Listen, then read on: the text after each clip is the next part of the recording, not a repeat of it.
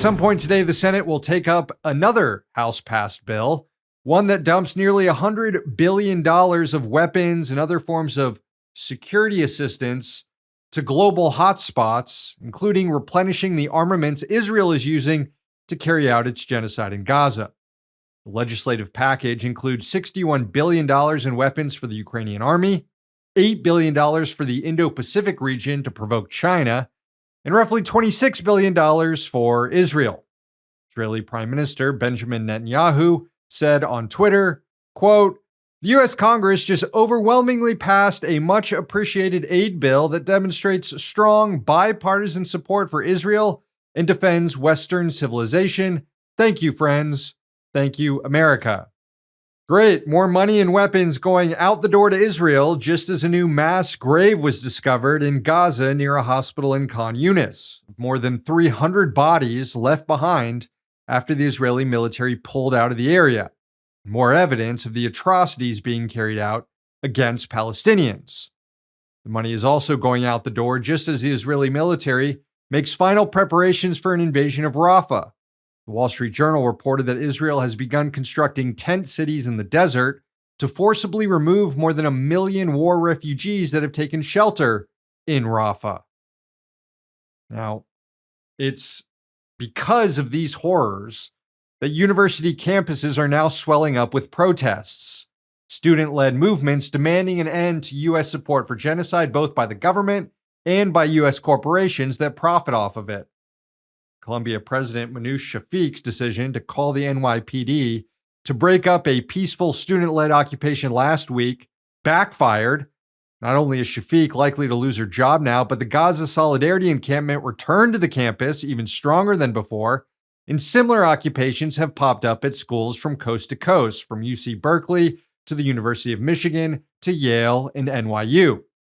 The NYPD spent Monday night brutalizing the NYU encampment and arresting more than 100 students and faculty, which will likely inspire even more anti-genocide activism. The White House entered the fray on the side of the cops and university administrators. President Biden released a statement claiming that anti-genocide protests were anti-Semitic and had absolutely no place on any college campus or anywhere in the United States of America. And with that, the White House issued a stronger condemnation of student protests than of the Israeli military massacring thousands of children.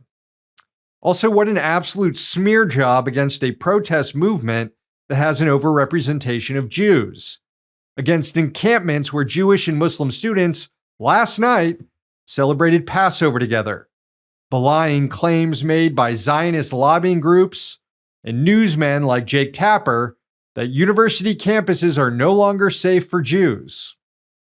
And to the extent that there have been individuals who probably weren't even students and may have been provocateurs engaging in rhetoric or slogans that did cross a line, they've been entirely isolated incidents that have been condemned by the leaders and organizations behind these protests.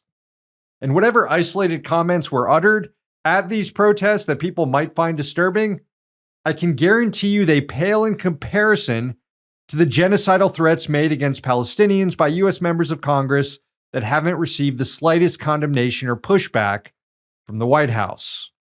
Also, remember, at Columbia University, one of the only campus organizations that's been suspended over all this was a Jewish one, Jewish Voice for Peace. And the only person who's ever had to testify about what's happening on campus under oath is Columbia President Manoush Shafiq, who admitted last week during a congressional hearing that actually she hasn't seen any anti-Semitic protests on campus. Have you seen anti-Muslim protests on campus? I have seen, we have had pro-Israeli demonstrations on campus. No. But just not, a protest that was not, against Muslims. No, I have Have you not seen one against Arabs? No, I have not. Have you seen one against Palestinians? No, I have not. Have you seen one against Jewish people? Have you seen a protest saying we are against Jewish people? No, I have seen. Okay, thank you for that clarification.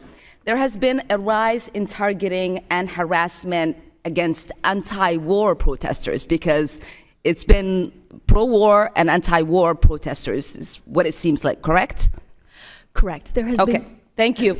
So this is not about religion. This is about kids trying to stop a genocide. And the situation could get more dangerous with reactionaries and genocide supporters now issuing threats against student protesters. Republican Senators Josh Hawley and Tom Cotton called on the National Guard to be deployed to colleges. They want to see a repeat of Kent State. And the Israeli government also issued threats against American protesters.